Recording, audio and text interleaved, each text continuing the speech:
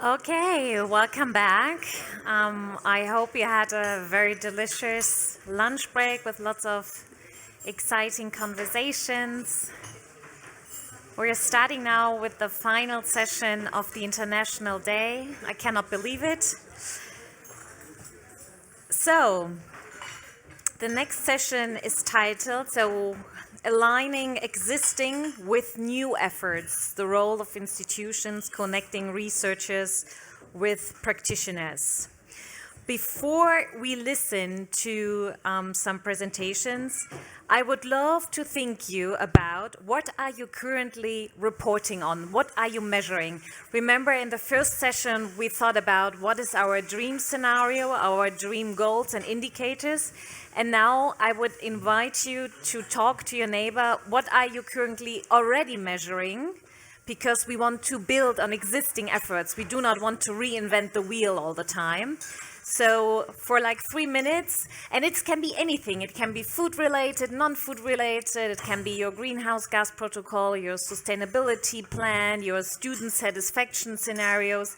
So just think about what are you currently or your institution measuring and reporting up on. Please talk to your neighbor. Go. Okay, thank you very much. Continuing the vibrant discussions from the lunch break. So please enlighten us and let us know what are you currently reporting about? What are you still measuring? What are the existing efforts? Where do we have the microphone? Not available, just shoot. Everybody is reporting. I started already with a greenhouse gas protocol, sustainability plan. From the university side is student satisfaction. What else are you measuring or reporting? Yes?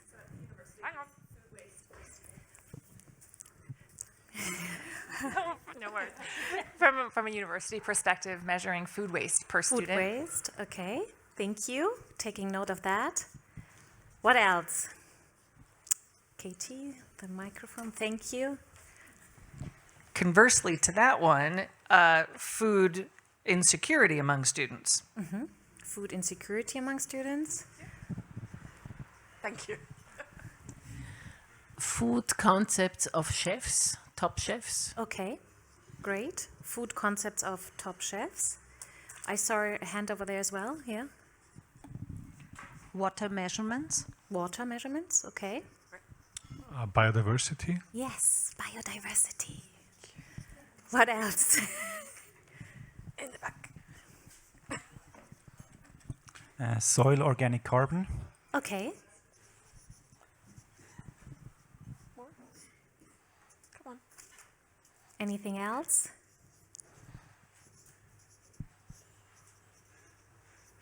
Well, we're taking note of everything. Is this a hand? No. There's another one here. Biodiversity. Food literacy. Oh, nice one. So like understanding, yeah. Thank you. Food literacy. There's Rene. Percentage of sustainable food purchase. Okay. Yeah, this is a nice indicator. We have Megan here in the first row. It's quite a workout for you, Natya. No problem. Cultural diversity, who's being served and who's doing the serving. Okay. Mm-hmm.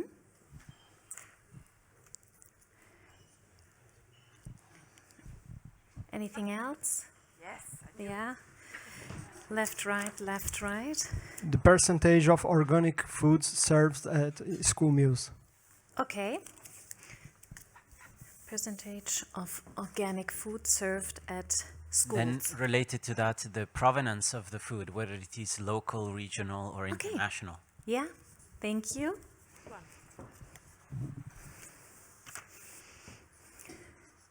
Anything else? David? Certain certifications, like sustainable seafood certifications. Right, right. Okay. There's another one. Certification. Also, just, how many meals have been served? Yes, of course. It's not just the healthy ones, Yeah. but it's also just, the numbers of meals. Yes.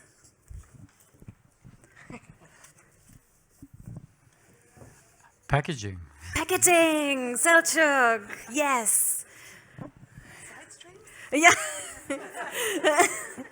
Again, profitability, how much you earn with a meal. Yeah, sure.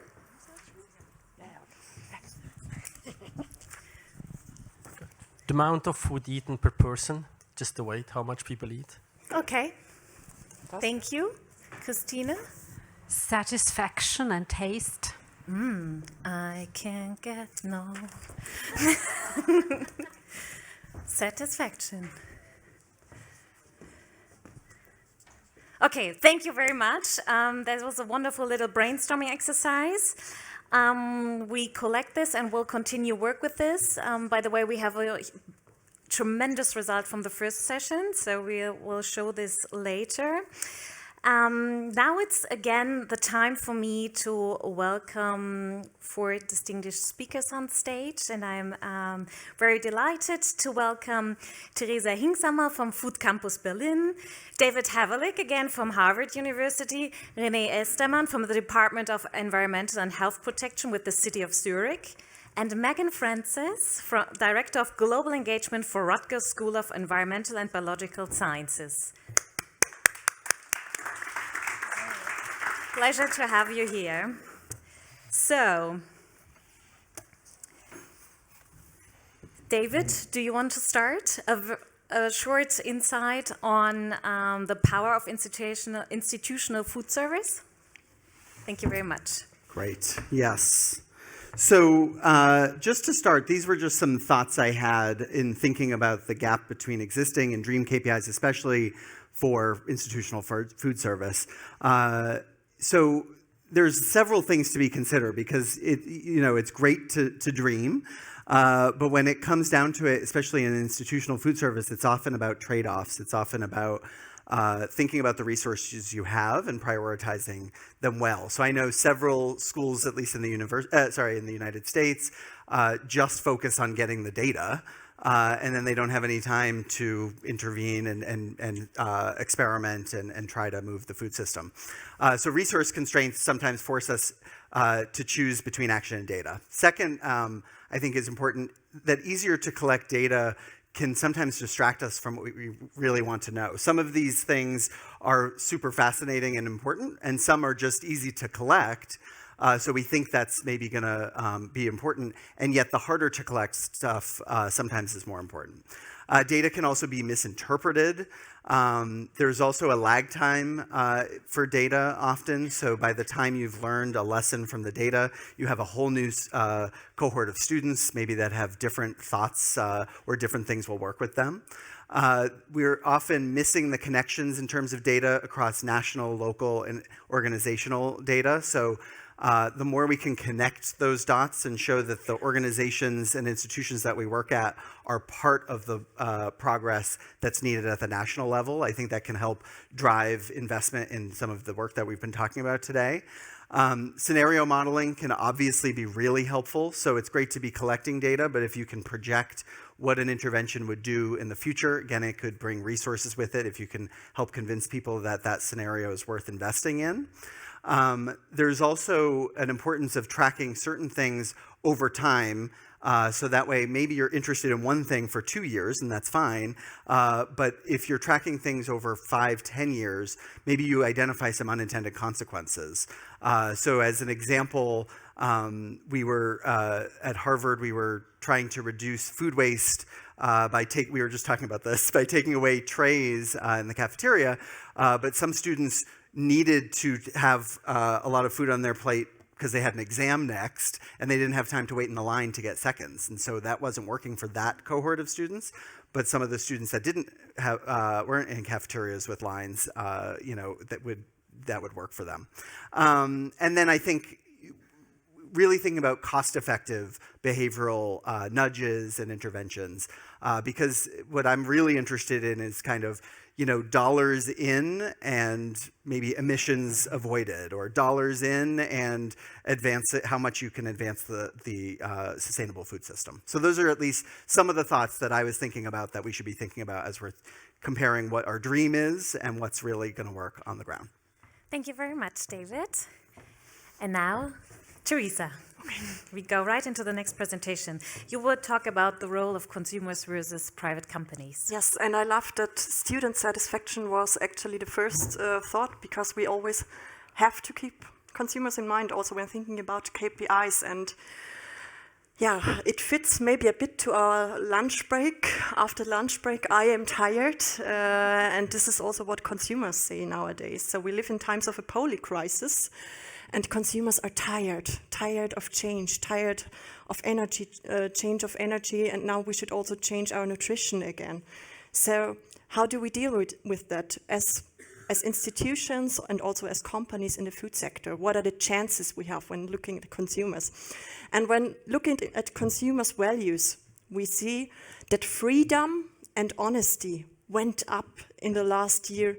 And this is also an indicator for companies that to use these values again. So never give away the freedom of choice when pushing the planetary health diet. Never call it diet, I would say, for the consumer. And honesty. How can we bring honesty to the consumer again? Away from greenwashing scandals, away maybe from deep fakes in the future. So how can we incorporate that in our planetary health efforts? And health still on a good line, I would say. So this is data from the German-speaking area. We can definitely involve health as a key factor and claim also for the planetary health diet. That's why I loved you, Katie, and your input. So nutrition and healthy nutrition really is a factor going in there. Companies we're working together with, asking themselves, so what's in it for me if I switch to planetary health and planetary health practices? And when looking at the planetary health diet, healthy nutrition from sustainable production systems, what's mostly missing for them is the consumer acceptance. And how can we enlarge this gap in between consumer acceptance, healthy nutrition, and sustainable production systems again? And I think that's the key question we should answer here, and also find some KPIs which drive this consumer acceptance, because otherwise we're in a small bubble here today. We know what to eat, what is good for the planet, but the mass is not aware of that. And profits will drive this intersection. That's the second question we should answer. How can we make planetary health profitable for companies? And how can we spark enthusiasm, both on the consumer side and on the company side? And I've got some key findings, very short summing up. Never take away the freedom, or let the consumer feel the freedom of choice. There are some very nice concepts also developed in Berlin by the Food Service Innovation Lab. Happy to chat through that afterwards. Indulgence first, rationality second. So I think that a plant-based hot dog in the first phase would work better than a plant-based curry, because we have this feeling of indulgence, which we can push. True impact counts, coming back to honesty. So never state anything which you can't really push through. Planetary health and profits, so only profitable solutions will work. Create some comparability. I'm really looking forward to create some KPIs also on the planetary borders to have some comparability between actions and backcast all goals. Sometimes the companies we're speaking with are, they have a vision, but they don't know where to start. So we really should provide them a guideline and a starting point to get through and to really make planetary health actionable. And that's it from my side.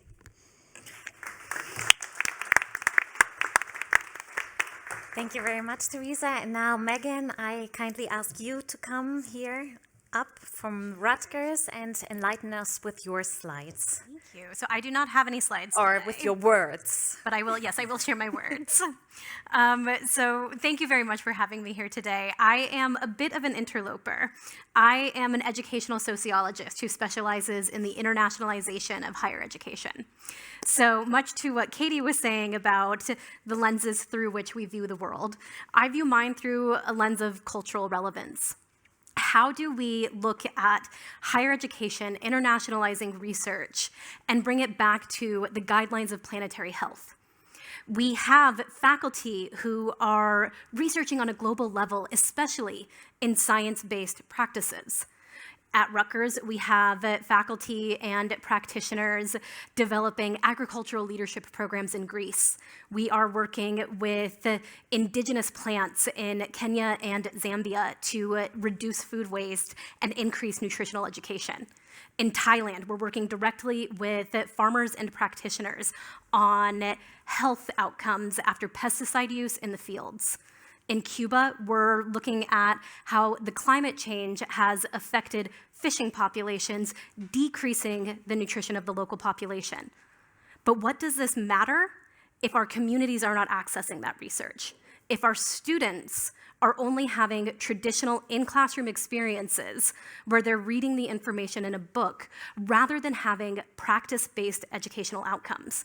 So looking at these kind of measurements up here. What is our student satisfaction with the research that they're receiving in the classroom? How are they understanding the application of a nutritional education if they don't understand where the community members in their community come from? How can I, as a white woman from the United States, provide a nutritional education to somebody from China, from Cuba, from Thailand? How am I bringing cultural relevance into my conversation? Thinking about, as I noted, cultural diversity. If we're talking about nutrition in a global context, what does it mean to have that conversation in a culturally relevant way? Rather than reviewing the world through a lens of Western dominance, how are we celebrating the cultural foods and the health that they bring? In the conversation before lunch, we were talking specifically about Brazil and the Amazon and all of the local medicine that you find from the food there. How are we bringing this into our conversations in our classrooms and in our community outreach?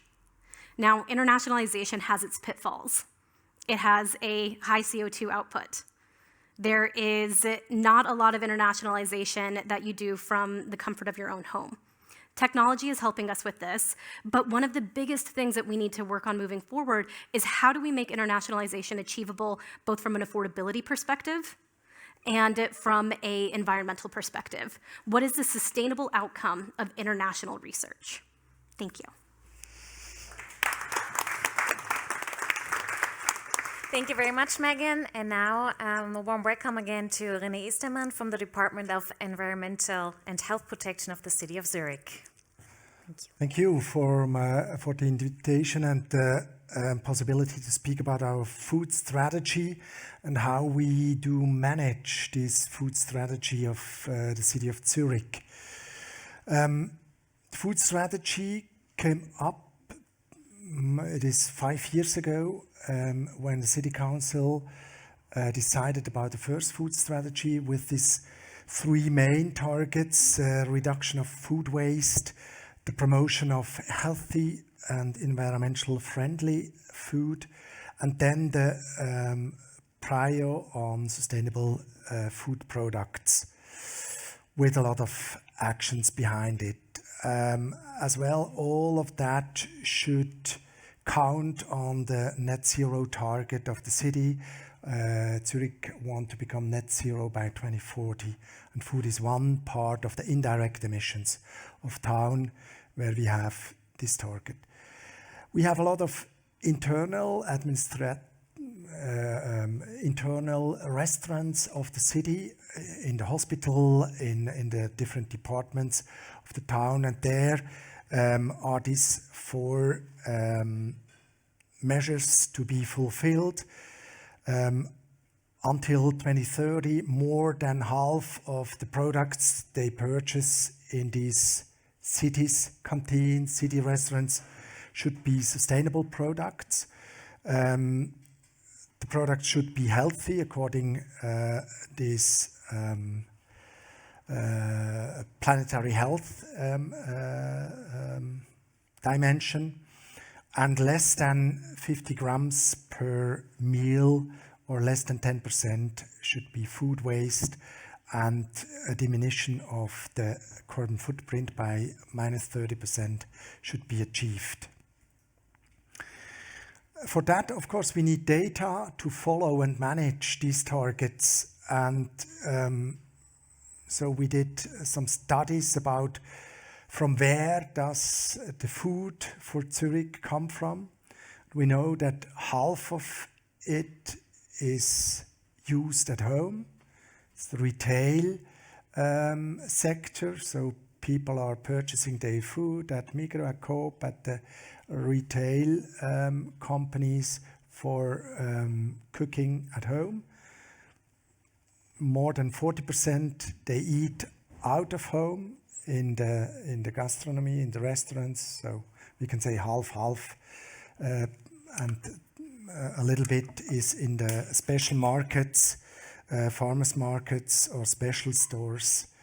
But major sources for nutrition is the retailers and the restaurants.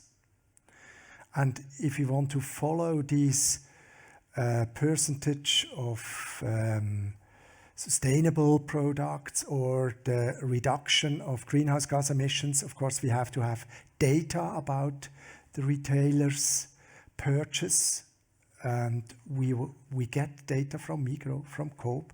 We know what the Zurich specific food basket is, which is purchased at Migros and Coop, compared to the average Swiss food basket. So we can say, in average, people in Zurich purchase. I cannot speak about the data nowadays, but end of the year we will show in our reports for Net Zero Zurich how this data will be. For the other part, going back for the gastronomic data, we don't have data. There we are looking for, and we are keen to get from you perhaps some ideas how we get this data there, from restaurants, from hotels, from gastronomy.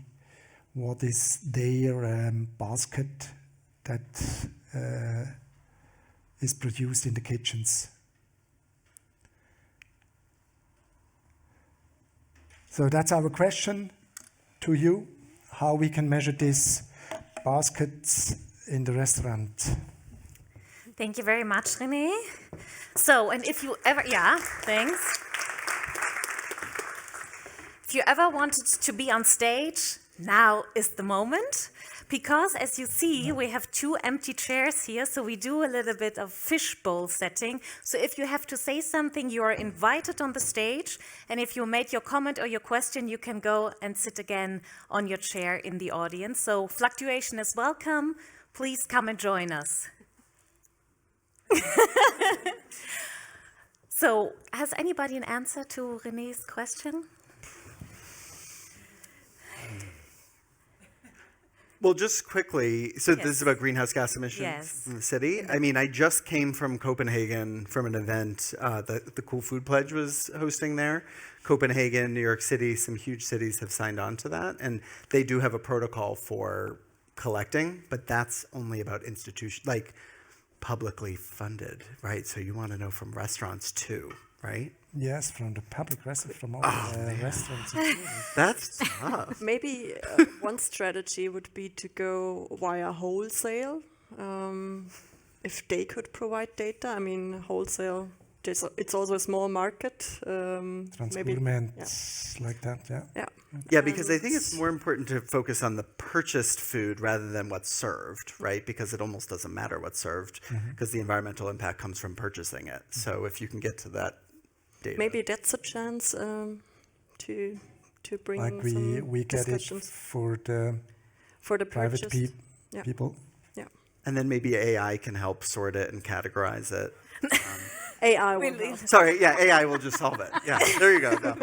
No, but it can help with categorization for sure. So you might get all sorts of, data and line items, but to categorize it to what type of food, AI might be able to help with that. We've got someone. Yeah, you can also stay seated if you don't want to join us on stage. It's fine. It's very bright, but it's nice. But it's nice. Yeah, it's warm.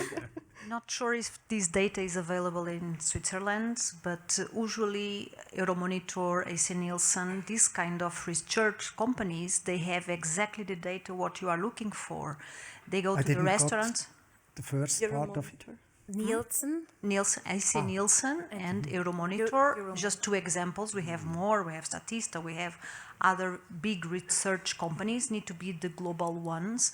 Why the global ones? Because they exchange data exactly with the retail. That's why you have available and fast availability on data from retail, because they exchange data. They gave for free to receive the data back, but we have that even for food service, for canteens, hospitals, institutions, schools, everywhere. We have that data available.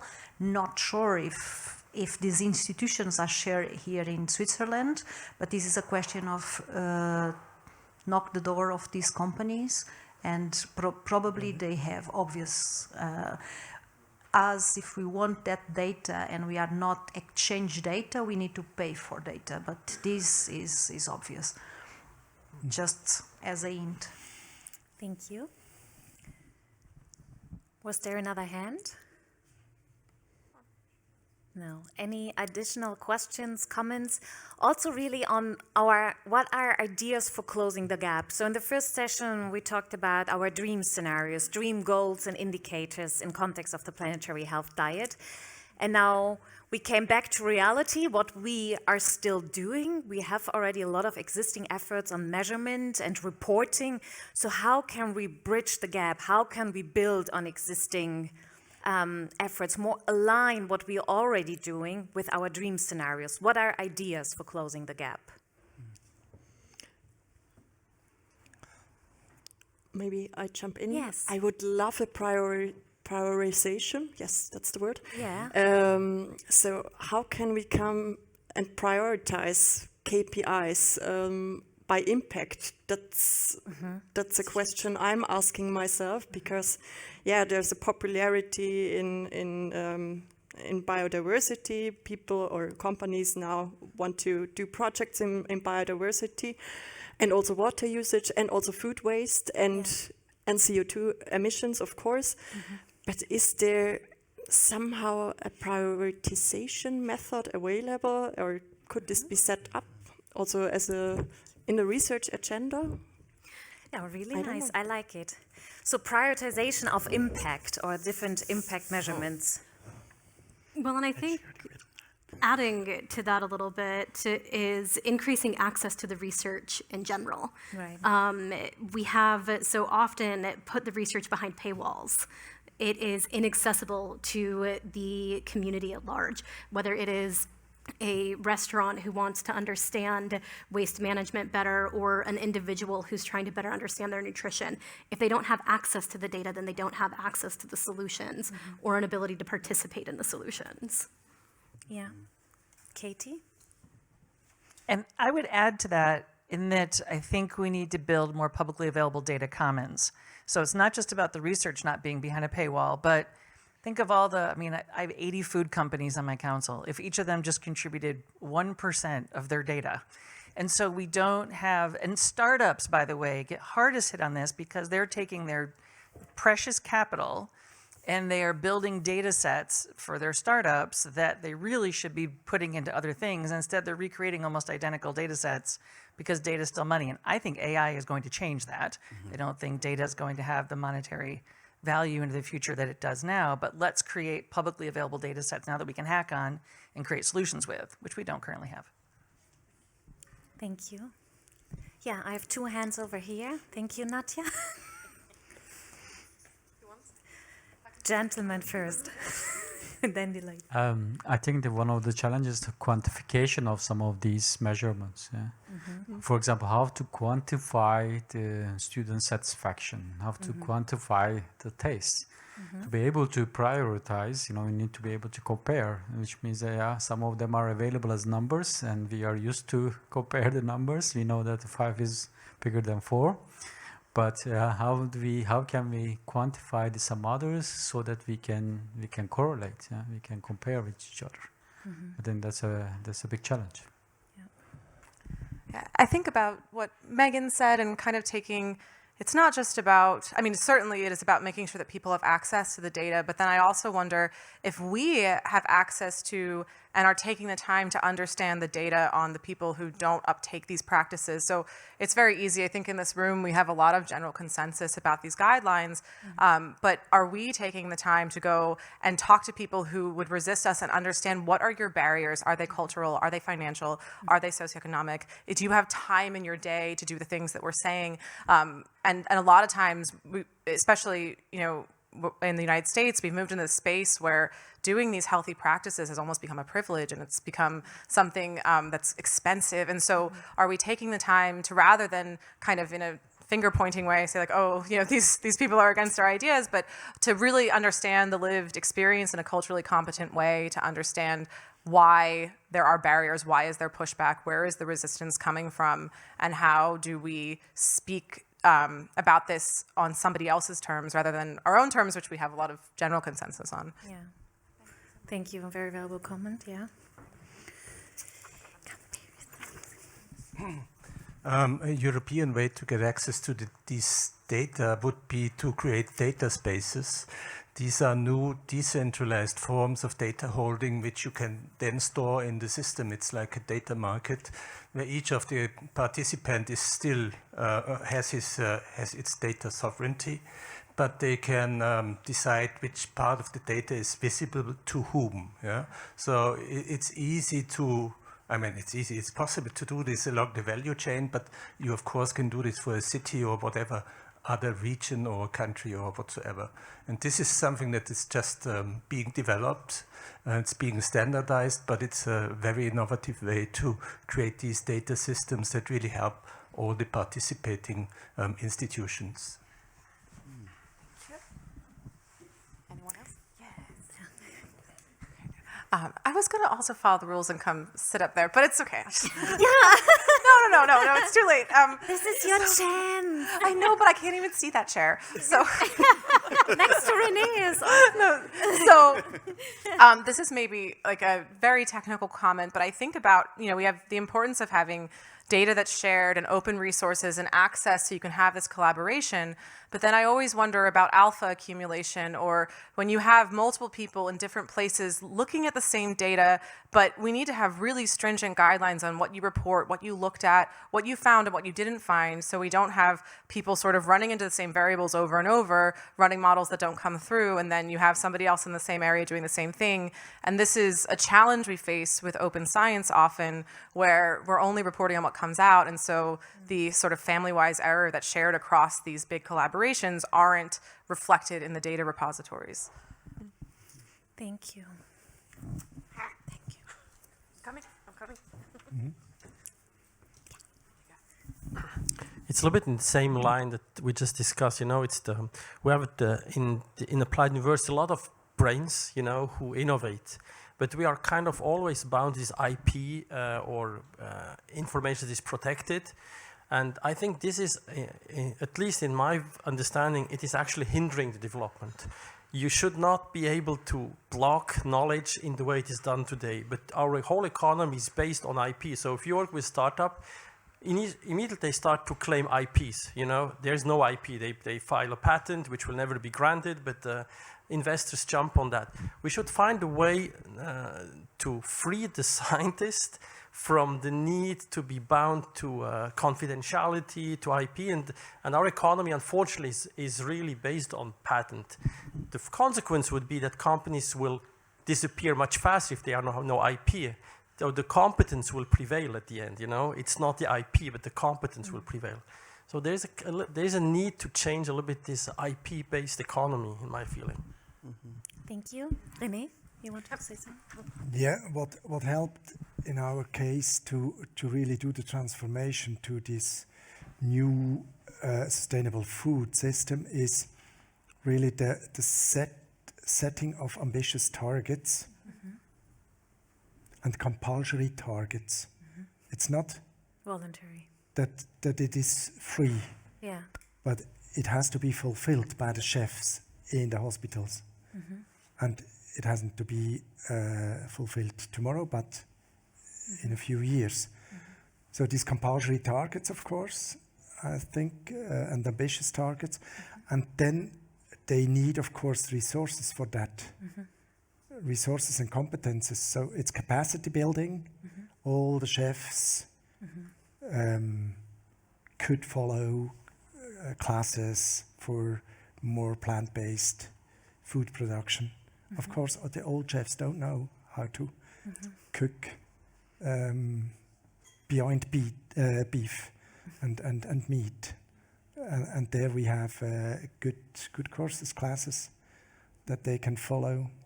And every year, not once, but every year, 2-3 courses, becoming more competent in the new kitchen behavior. And then resources.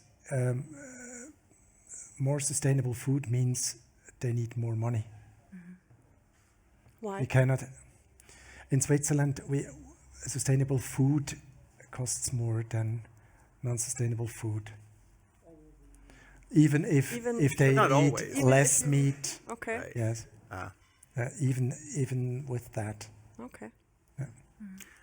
Not to get too meta, and this is only a half-formed thought, so I apologize in advance. But I think it's also about really defining the value that the data brings. So, for instance, if you are devoting the same resources we are devoting to measuring the greenhouse gas emissions of our energy system to the food system, and realizing that $1 in the food system may actually reduce emissions more than $1 into the energy system, then maybe you can actually show how better data that costs money to get can save you money, because then it can help you make better decisions at the high level. So maybe that was a fully formed thought, but somehow measuring the value that the data helps with your decision making to make it worth investing in better data. Yeah. Well, and I think there's something to say about where does that value come from, and treating sustainability as a status symbol versus treating sustainability as a natural aspect of a modern society. That we should, or a default, that this should be part of our daily lives, not something that we can achieve because we have more money or more resources. Right. Gustav, sorry. Yeah. I'd like to add a very different thought also. We often think of having to put in money into a change. And typically organizations like hospitals or universities or so, they say if we want to change something, we need money first. There's a very nice example in Switzerland where actually a pot of money was opened and everybody was asked to contribute. It was about a medical degree or training more medical medics in Switzerland. And for 20 years, there was a big fight, and universities just wanted to have more money. And then the counselor in Bern decided, you know what, I'm fed up of these discussions. I'm just going to put some money in a pot, and any university, whether they have a medical school or not, can contribute. And what actually happened is that really innovative, really new degree programs were opened by non-medical school universities. And that has helped Switzerland a lot. Because the old guys, they didn't want to move. It was just, So sometimes I think you might have to use a little bit of money, but don't promise it for the next 20 years. Just promise it for a certain amount of time and say, we want the innovative people to come in here. And those who don't want to join, that's all right. You don't have to. But forcing people to change is often not a way that really is fruitful. So maybe there could be, a way which is very different from what we're talking about now. And, the voluntary and mandatory discussion is often not leading to, I don't know, the results we actually would like to have. Just as and then I'd like to add also to the comment back there, open innovation is now starting to be really lived also, and I think that's really great. Open innovation is sharing data, but also sharing knowledge, and everybody puts in some of their thoughts and data and knowledge, and everybody can take out something. And I think more of that is you can also see it in industry now, which I think is great. Thank you so much. Can I just add one quick example too? Speaking to that sustainable food is always more expensive. So there's a pilot going on in New York hospital system where they're having the default be plant-based food. And you can opt out and get something with meat or dairy in it.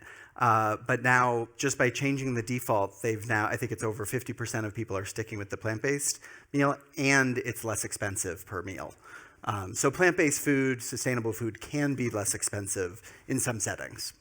I'd like to add up on that. Maybe also the KPI of food waste can help here, because lots of food just gets wasted, money thrown away, and that's where we see an easy lever for all canteens to take up on, because they say, oh wow, I can really save some money and I can reinvest it in better choices. So in the end, maybe it's even cheaper to really track and trace also the food waste component as a first KPI to get into the sustainability factor, because it's Well, and this may be a very US-centric response, but I wonder how much food waste and understanding that in canteens can also assist with portion control and understanding the amount of food that we're consuming versus the amount of food that we need to consume.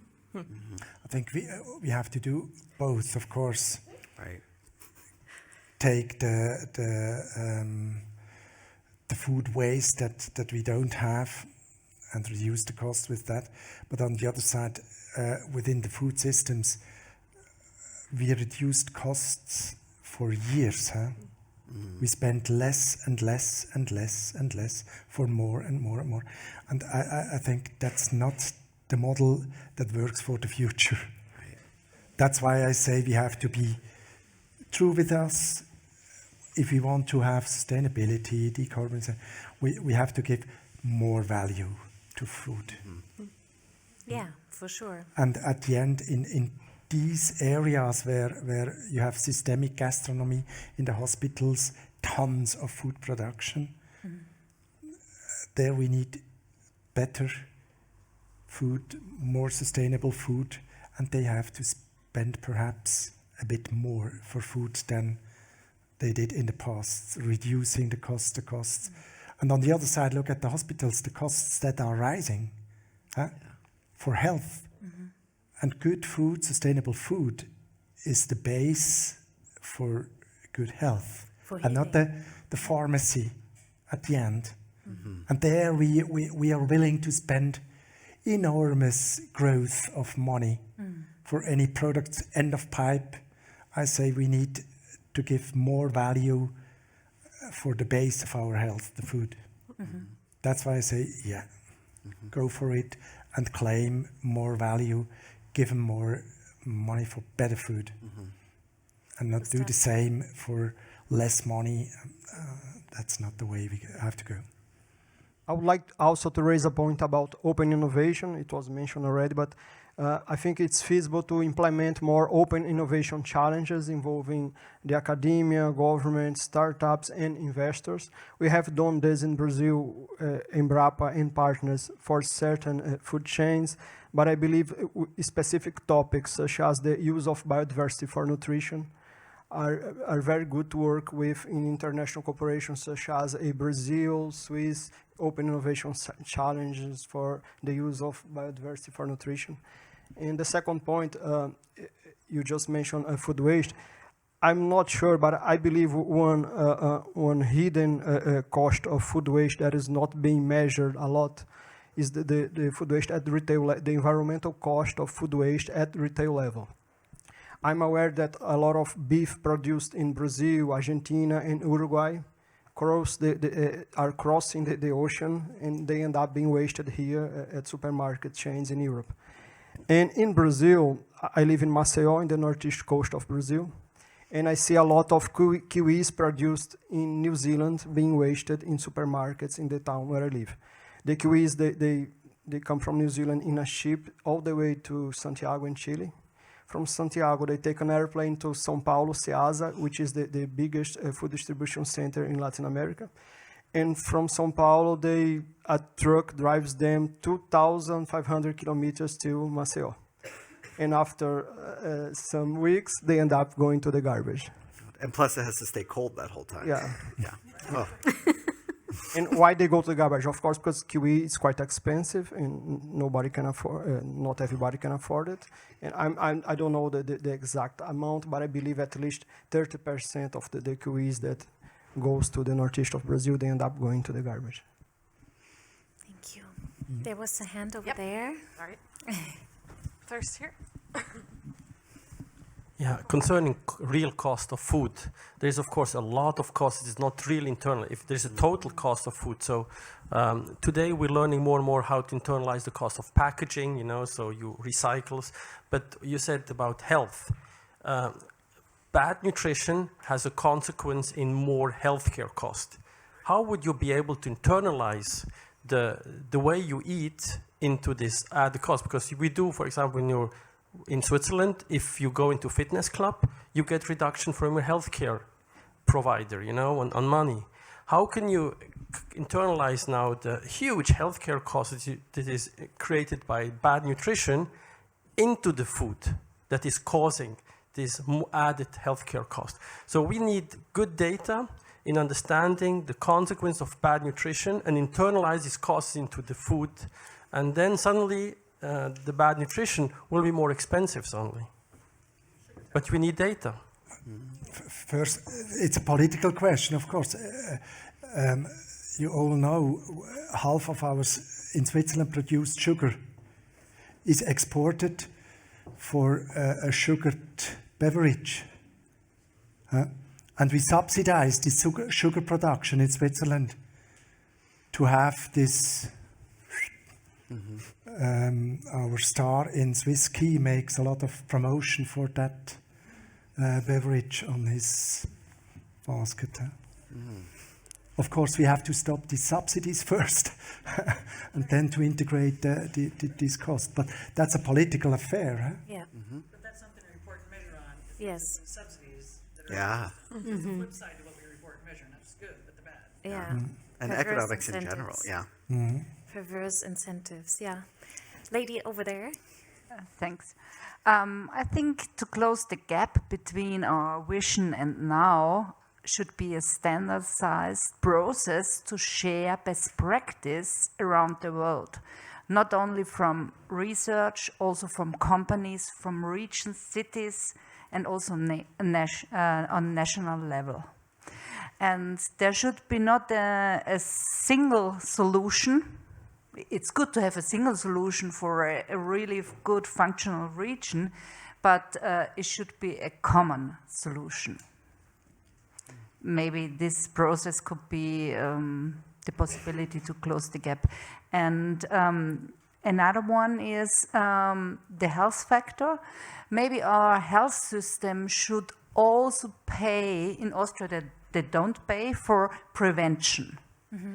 And if we have preventive methods, and it's also included in our health system, we would not have to talk about all the diseases and all kind of that. It would be good if doctors would be paid on their health and not of the sickness of their patients. Yeah. Okay, there is another hand. Well, I worked for Campus Group for 6.5 years. I'm sure, David, you're familiar with the organization. Absolutely. And my idea for closing the gaps might be a very simple one, maybe a too simple one for that audience. I'm going to give the service providers more freedom. We still have, for example, in Switzerland, many restrictions on how we should provide food. We let companies know that they need to have a schnitzel of 120 grams, although maybe a 100-gram schnitzel might be fine. Or we tell them on food waste. I mean, every professional food service provider, they're very eager to reduce food waste. But if you tell them they need to have a buffet set up until 2:30 with all the menu items, and otherwise they will be punished, I mean, you will automatically create a lot of food waste. So giving the partners more freedom, tell them exactly where you want to go, and let them be creative. I can give just one example. I was the MD in Switzerland when we served Google, and still the company serves Google as one of their key clients. Plates are just smaller, but employees have the freedom to get a second serve. So, and that's also the question which you were mentioning before, that we are not overeating. So we're having the healthy nutrition with regards to numbers of calories, including not producing food waste, because we all know as a Swiss, we always fill the plate, and then in the end we know, well, it might be too much. So let's give providers more freedom on the path which they want to choose, but be very clear on the objective. Yeah, and just quickly, I mean, that has worked at Harvard Business School. They have Compass Restaurant Associates, which is owned by Compass Group, running their cafeteria, and that's where we had pushback on our food standards at the beginning. But now it's flipped, and we're learning from them, and we're allowing them to be creative, but gave the guardrails, like you're saying. Here's the goals, here's the vision, now be creative, and they have been, and now their emissions are going much faster down than the rest of the university. So yeah, I totally agree with the freedom and creativity. Otherwise, change the provider. Right. Competition. I just want to add something on the freedom aspect. I train young people on my farm too. You can do an apprenticeship on my farm. So yeah. I come. And since a few years, we are like a purely plant-based farm. So I sold all my animals, and my farm is located actually in a purely dairy-producing area. And it was quite a fight to kind of make it possible that young people can do an apprenticeship on my farm.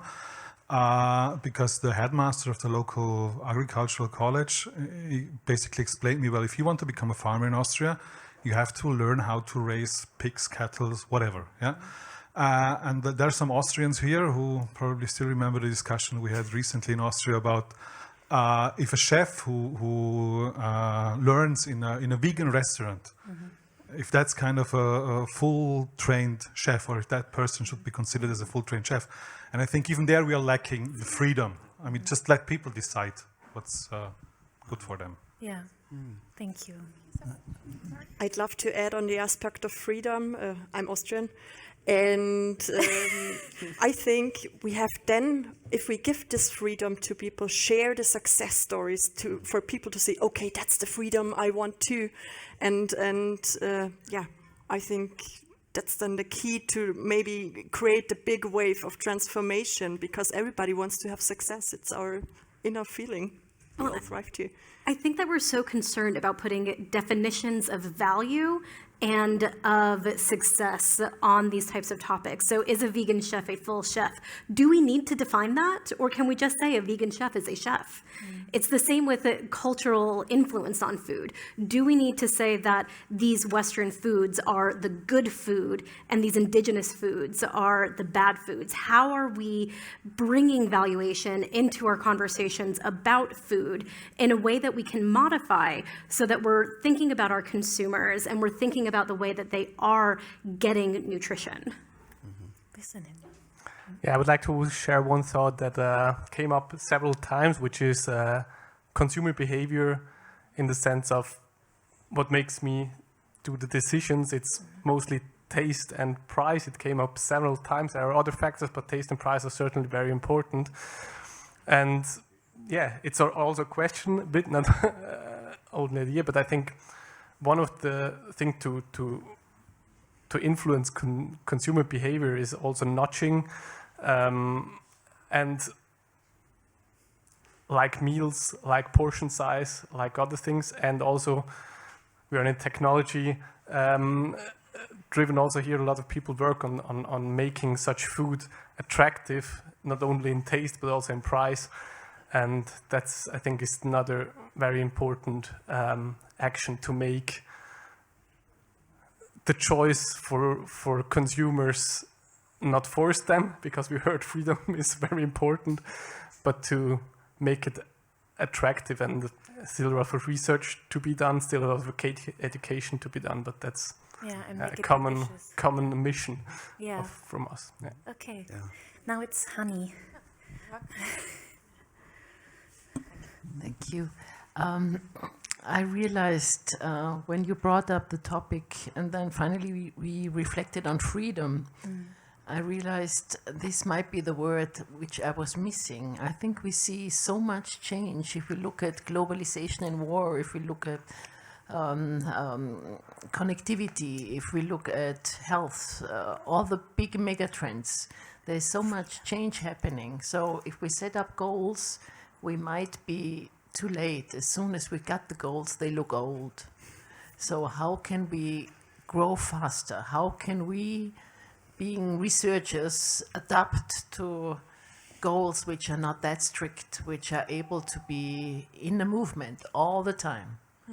How can we manage complexity with fun and allow us to fail? I think it's very tricky.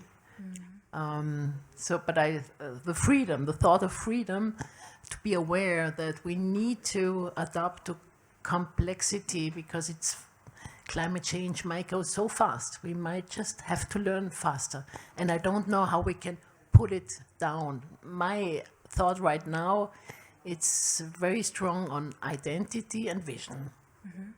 And I remember your first quest you gave us about visions, and I'm really interested what was the result, because I think we are very beginners on this.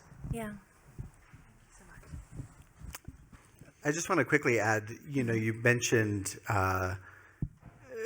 the freedom to fail as well, and I think a lot of this change that we're all talking about is risky to decision makers, whether it's just someone organizing an event. It's kind of risky to order a whole plant-based meal, because what if everyone rebels and complains? Everything from that to like a big institution setting a voluntary goal. So I think there's ways to de-risk kind of change, and I think data, research, sharing best practices, all these things de-risks things for those decision makers that feel kind of scared to make some of the bold choices that I think you're right we need to do to avoid kind of this climate catastrophe. But there's a lot of fear out there for failing and for changing.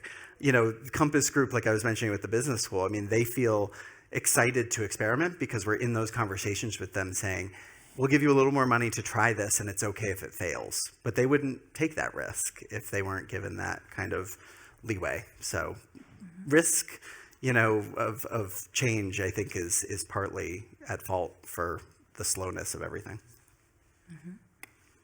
I would love to introduce once more idea what is in for me from the point of well-being, but also if I put it on a common picture as a society, what's in for us together and what is attractive. It's the values that we have together that we can gain from an attractive future picture, which gives us security in terms of the cycles of the accessibility of food. And we can reduce the complexity if we really bring together the partners, the farmer with the cook, so that education starts, that both have a strong collaboration together, that the farmer is also having experience in a kitchen and the cook knows where the food is grown, and that they plan together in the beginning of the season, what should I put on the field, which I can then cook afterwards. We have one example in the region where they really plan that together, and they have a ratio of 70%, which they planned what they then cook, and it's that strong collaboration, which I think where we can close the gap. Yes, thank you. I would like to pick up a thought that you mentioned, David, before. You were talking about the risk if we try to change to a more plant-based diet in society. For those who go into it, they take some risks, right? Mm-hmm. So if this is the case, the question is, well, how can we reduce that risk? And in my view, it gives us some security if we can agree on the goals and also on general strategies, so that we know actually that there is a public will and also a will expressed by the companies that we would like to go into this direction, and we all are aware that it's a risky path that we take, but I would say it's a lot less risky if we don't go into this change. So we have to try to convince decision makers and say, yes, there are risks, but we can reduce them by agreeing on goals and also on strategies. Yeah, great. Thank you. Are there Anyone any more else? questions or comments? Marks? Katie? Because mine's just a comment about equilibrium, and I temper expectations by saying there's an equilibrium to potentially reach, different equilibrium points, but it doesn't mean you have to do all or nothing. And I think sometimes the consumers in this world hear us saying it's all or nothing. Go plant-based, or we're all going to, become crispy pieces of plant-based bacon on the planet, right? And so there's equilibrium, and it's how do we change systems and modulate within equilibrium. And it's not just on the food industry to find equilibrium, it's several systems together, all working together to find equilibrium on this planet, and we're a piece of it in food. And so setting targets and setting expectations that are realistic, and talk about equilibrium without throwing, as we say in the US, throwing the baby out with the bathwater, all or nothing, just feels a little more, I want to say humane, but natural, or I don't know, easier, manageable to normalize. Yeah. Gradual. Yeah. Just building on that, I think also change isn't always going to look linear. And sometimes we're not measuring the baby steps. So there's this program in the US called Transformation, and it's farmers signing on to be a part of this, where they maybe were in animal agriculture and they're transforming to plant-based agriculture on their land. As we have over there. Yeah. Oh, really? Yeah, Simon from... Oh, that's right. Yeah. Yes, Yeah. that's right. Of course. I remember that story. Yeah, I love those types of stories. But how do you measure that? How do you reward that? How do you incentivize that? Same thing with like organic in the US. There's no certification yet. I think they're working on it, on transitioning to organic. So you're rewarded as you're taking those first early steps, instead of it being such a huge cost barrier that you have to wait for the label 5 years and then by then you're out of business. So how do you measure these baby steps that may not look linear right now? Yeah. Okay, one last contribution. Just food for thought. Yeah.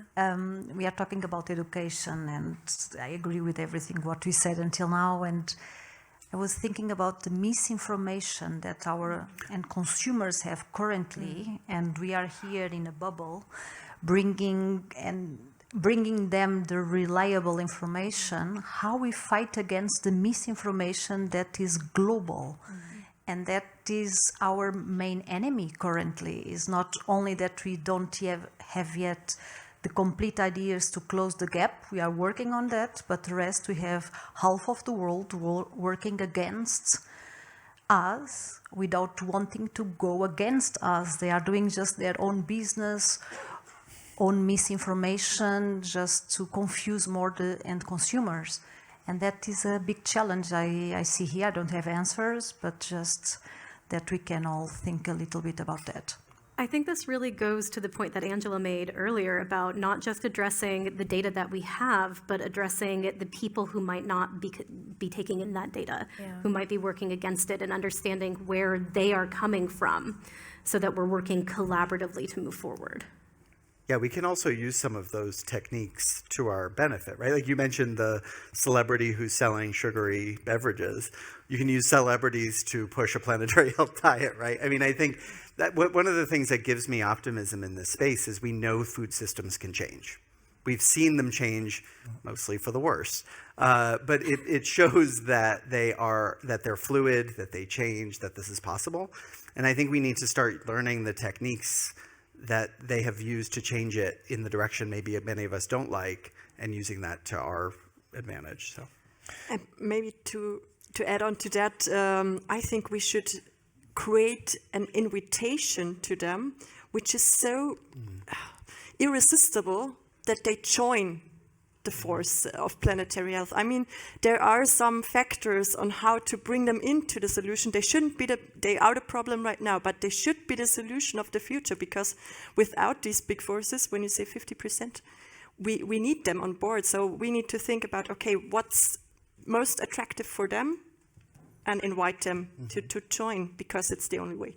Guarantee them clicks, likes, and money. Yes. Fame, fortune, and fun. Profitability. Right, fun, joy, indulgence. Yeah. So unfortunately, we're coming to an end of the session. I really enjoy this. It's very exciting. It's important. You want to continue, Rene? Okay. A message to the science. I think it's very important that you keep on doing your work. Yeah, for your transparency. valuable work.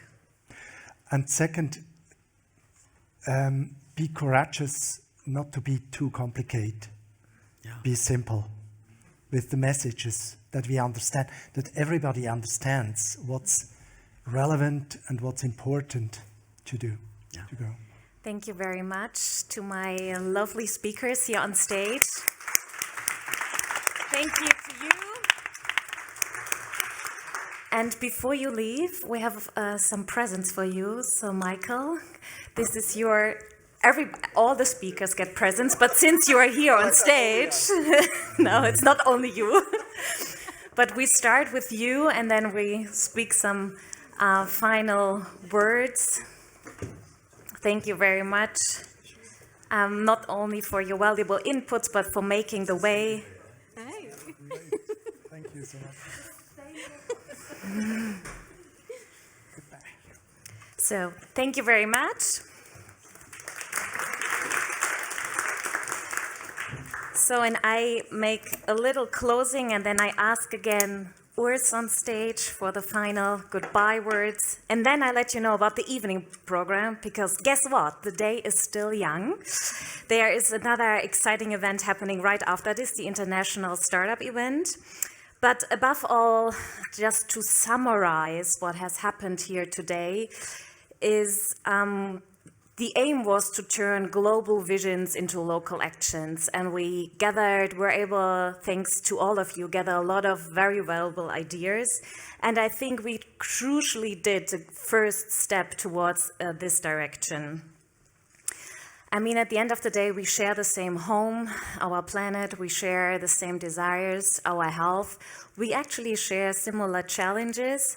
And what really stood out for me throughout the whole day is cooperation and partnerships. We need to work more together. And this was the aim also of this day, bringing stakeholders, bringing farmers, politicians, researchers, private companies, students, startups, bringing everybody together and really thinking about concrete next steps. Because partnerships are a key catalyst for developing plant-based nutrition solutions in regenerative food systems. And for this reason, concerning partnerships, we have formulated a manifest. And just to highlight a little bit more of the commitment, I would love for everybody to sign this one, to leave on a very progressive note, to stay in contact. So the manifest is as following: I personally commit to continue developing and implementing local and impact-oriented planet-forward nutrition solutions.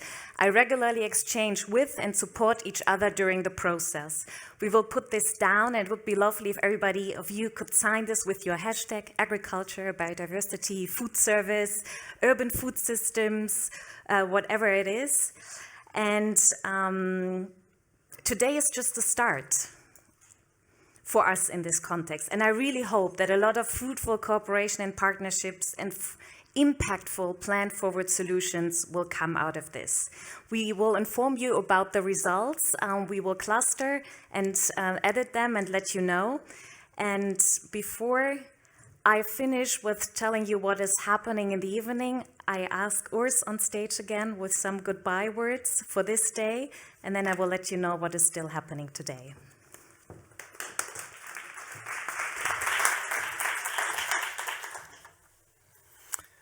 Dear colleagues, dear guests, I have a daughter. She is grown up now. She is nearly in her late 20s. And when she was that little, she used to say after a nice event, where she has been looking forward to for a long time, at the end of such an event, she would tell me, "Daddy, is it already over?" Today went very quickly, and Denise Loga summarized the important insights very well. I hope that today is the beginning of a wonderful friendship that will lead to fruitful exchanges with the aim that the future generations can live a life that we would also like to live. As Denise has done such a wonderful job today, I can be very brief. At the end, I would like to thank Denise, Michael, Thomas, Birgit, Anita, and all of you, all our guests and colleagues from Stanford, Tufts, Harvard, Rutgers, WPI, Food Campus Berlin, Swissnex, Brazil, Boston, New York, Brazilian Agricultural Research Corporation, City of Zurich, Hungry Foods, and last but not least, students and faculty from our School of Life Science and Facility Management. Thank you very much for the preparation and organization of today's event. My thanks also go to the Fabrikbites and all the helping hands behind the stage. Let me end this fruitful day with my favorite quote from Henry Ford, who said, "Coming together is a beginning. Staying together is progress. Working together is success." Our Lake Week will continue tomorrow with the topic of career opportunities in food, a very important topic. And for our international guests tomorrow, we will bring a real Swiss cliché to life. The focus will be on chocolate and cheese. We will be showcasing the beauty of our country with the hope that good memories on these days will help us to stay together and work together. This concludes the first International Day of the first Lake Week, and Denise will tell you about the next step, the startup event. And then with the international guests, we will see each other in Zurich, where we'll have vegan food. Thank you.